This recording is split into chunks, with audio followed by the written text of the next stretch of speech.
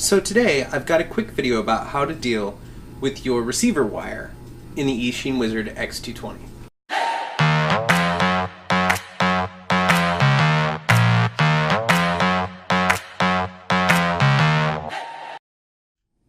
Hey everybody. So I've noticed as I'm flying without side plates in my Eachine Wizard that I keep on grabbing this receiver wire right here. The one that goes to your receiver for your transmitter in your hands.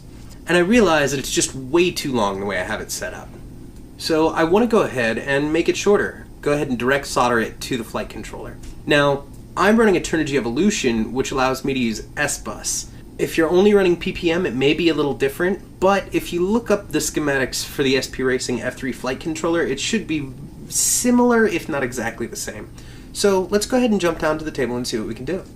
Alright, so down on the table. Now, for some of you, this video may absolutely not be needed. Some of you are a bit more advanced and understand exactly how these UARTs work and everything. But for those of you who don't, I'm going to show you how you can direct solder an S-Bus controller to your flight controller on the Eachine Wizard. Now, each flight controller is a little bit different. However, they all run the same basic series of things. Joshua Bardwell does a really good video on all of this. You can check it out, but I'm just going to go ahead and do a quick rundown for the complete newbies like myself originally, who keep on whacking their wires and need to fix that. So, let's go ahead and get this copter disassembled.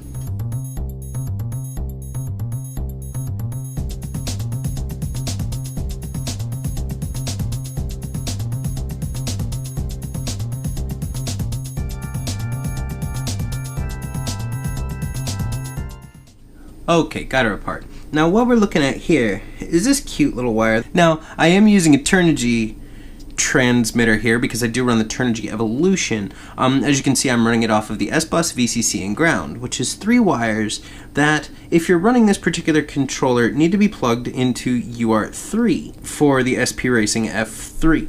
Now, the thing being, this is a JST connection. And if you look really closely, I don't know if you can see it. Let's see how close I can get before it blurs out. I don't know if you're going to be able to read that at all, but you'll notice, if you look very carefully, that there is a UART1 and a UART3 set of pins on here. So, because I'm running UART3 and I have all this extra wire sticking out, it's just causing me grief. So I want to cut it apart and take these 3 wires and put them into the positive, negative, and RX, because it's a receiver. Now, if my theory is correct, what we're going to be able to do at that point is just have it soldered directly in. I shouldn't even have to change any settings. Alright, so let's pull back out and we'll go ahead and get this wire attached to that UART right there.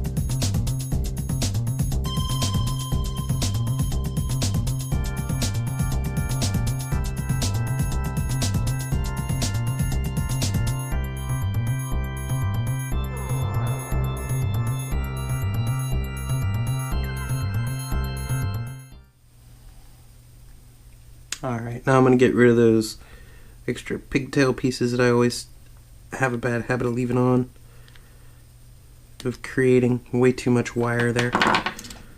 But yeah, we're now hooked up. So what we should be able to do is put this right back where it was. Yeah, one of the things you got to make sure with these standoffs is that you don't pinch any wires, because I have done that and it sucks. Okay, now let's go ahead and hook her back together and see if what we've done works.